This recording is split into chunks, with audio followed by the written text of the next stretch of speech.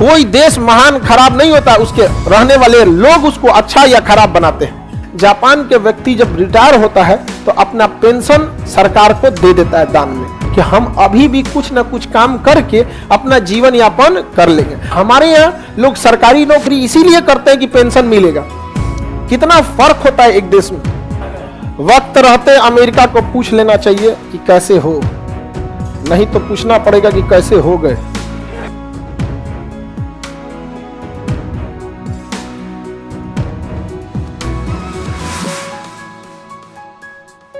उत्तरी कोरिया हो गया, अब ये हो गया आपका जापान। ये देश जापान, देखिए जापान को, ये देश कौन है? जापान। और बड़ी डेवलप देश है जापान। परेशान है जापान, यहां जनसंख्या नहीं बढ़ रहा है।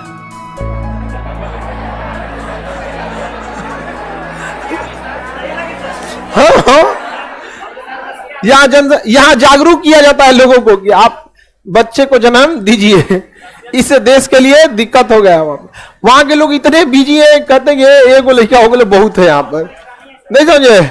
अब किसी का ब्याह शादी हुआ 25 की उम्र में ना, अब वो क्या किया है, अपने बिजनेस पे ध्यान दिया, कंपनी पे ध्यान दिया, कंपनी का ग्रोथ हुआ, 25 साल पे ब्याह होगा। अब वो सोचेगा जब 40-42 का हो जाएगा तो कहेगा अब हम लोग बूढ़े हो रहे हैं, अब बाल बच्चे होना चाहिए। आप हमारे यहाँ अबे किसी का अगर ब्याह मार्च के पहले होता है ना तो उसी साल हटा देता है।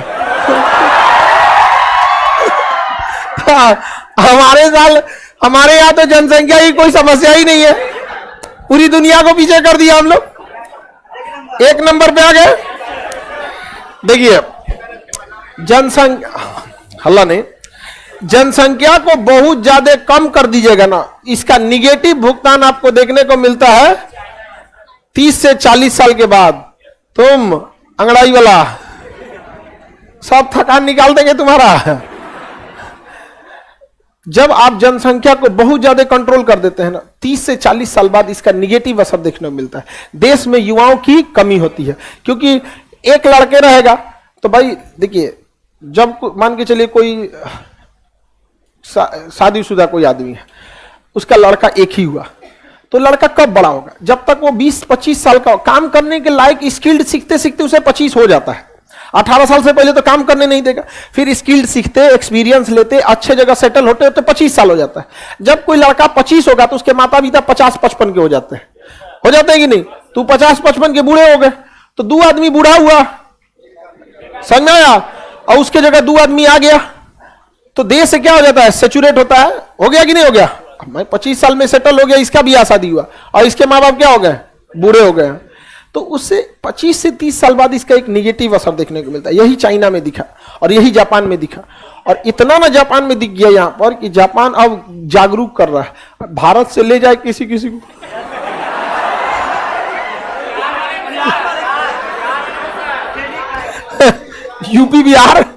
यूपी बिहार बंगाल झारखंड, हमारे यहाँ जनसंख्या की तो कोई समस्या ही नहीं है, कोई जागरूक करने की जरूरत नहीं है। समझ आ गया कि नहीं गया?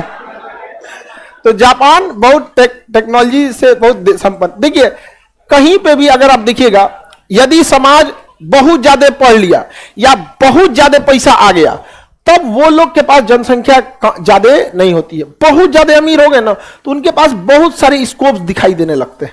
ये बिजनेस करना है, यहाँ घर खरीद लेना, दिल्ली में घर हो गया तो मुंबई में होना चाहिए, यहाँ होना चाहिए, यहाँ होना चाहिए बिजनेस। अब दुबई चले घूमने, मालदीव चले घूमने, और ज्यादा वो सब नहीं रहेगा, अपने परिवार में रहेगा।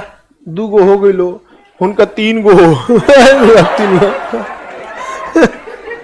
तो जापान अभी जनसंख्या कम है, इससे लेके क्या हो रहा है? जूझ रहा है जापान। जापान के पास 3800 द्वीप हैं। कितने द्वीप हैं? 38। जापान के 66% एरिया पे जंगल है।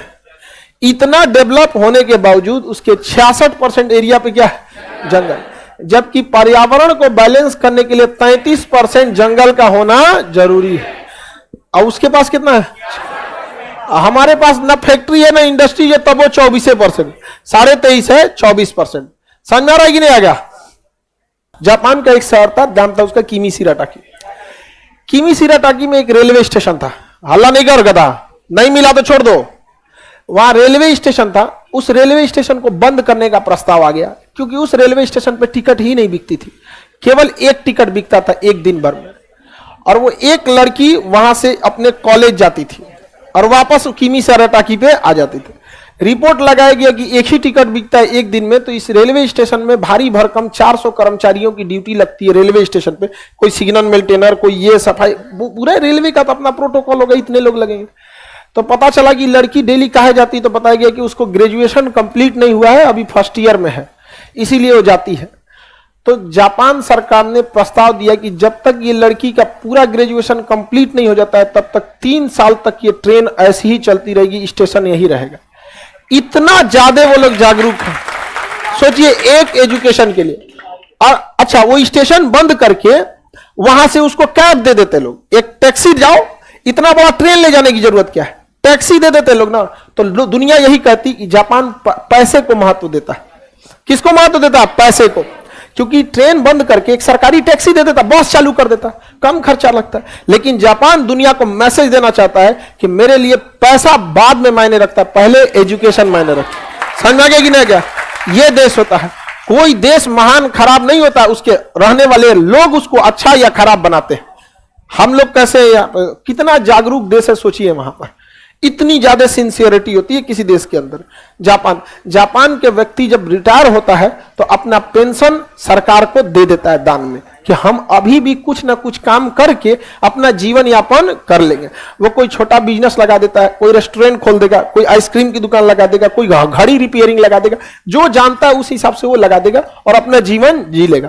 और हमारे यहाँ लोग सरकारी नौकरी इसीलिए करते हैं कि पेंशन मिलेगा। कितना फर्क होता है एक देश में, बहुत ज्यादा क्या है डिफरेंसेज है हमारे यहाँ। उसके रीजन भी है क्यों हम अपने देश के लिए छोड़ते हैं वो लोग, क्योंकि उनको पता है अगर वो पैसे छोड़ते हैं तो जो उनके देश के जो शीर्ष लोग बैठे हुए हैं वो इसका सदुपयोग करेंगे। हम लोग छोड़ेंगे तो ऊपरा का नेतवा लूट लेगा। इससे अच्छा अपने रखे रहो आप। ऐसा नहीं केवल हम लोग गड़बड़ है, माहौल भी इसी लायक कर देता। आप छोड़िएगा जी।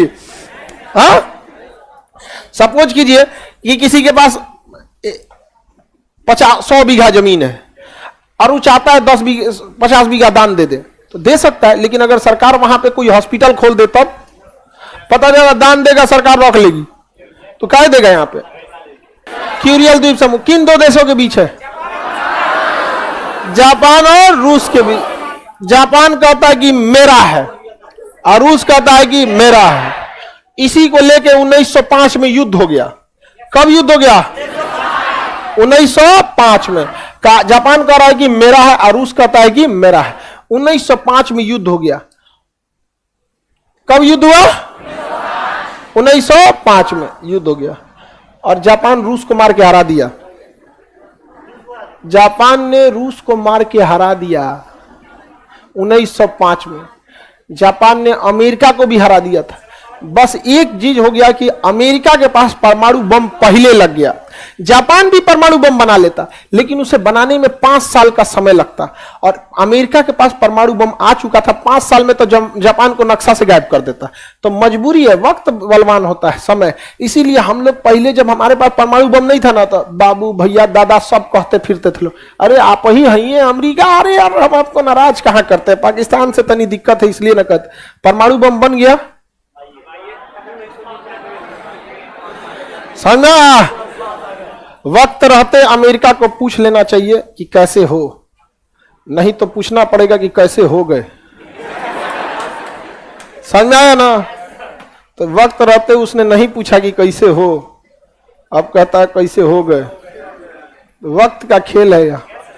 तो कैसे हो गए इससे पहले पूछ लेना चाहिए कि कैसे हो, नहीं तो बदल जाएगा वहां पे। आज तो नहीं बोले ना कोई भारत से मार देगा आदमी परमाणु बम, धाए दे दिया जाएंगे कोई यहाँ पे, जरूरत से ज्यादा कूदेंगे तो। मिल गया? अब आगे का क्लास कल समझ।